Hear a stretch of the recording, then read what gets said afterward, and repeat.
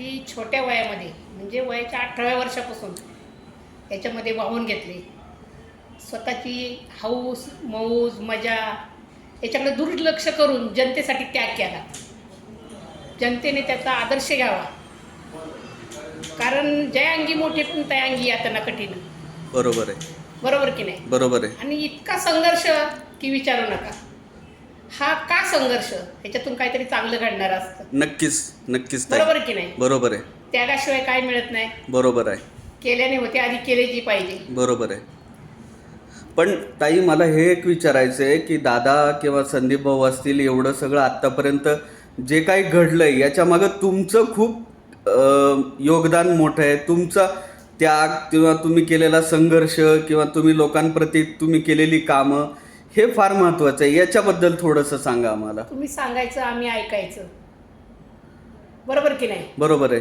कारण माणूस माणसाच्या कर्तृत्वाने मोठा होतो. बरोबर आहे. कर्तृत्व केलं तर नाही केलं तर लोक विचारतील का तुम्हाला? नाही, मुळीच नाही. हे त्यांनी स्वतः वाहून घेतलेले जनतेच्या सेवेसाठी. बरोबर आहे. बरोबर आहे. असे अनेक प्रसंग येऊन गेले.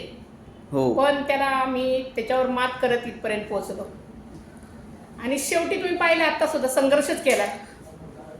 म्हणजे आता एक मला सांगायचं आहे की जगताप कुटुंब असेल आणि त्यांच्या घरातील परिवार असेल, यांनी खूप लोकांसाठी संघर्ष केलेला आहे.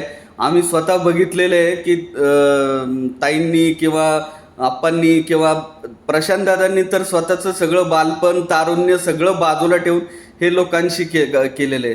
तर या निमित्त आज ताईंना वाढदिवसाच्या हार्दिक शुभेच्छा.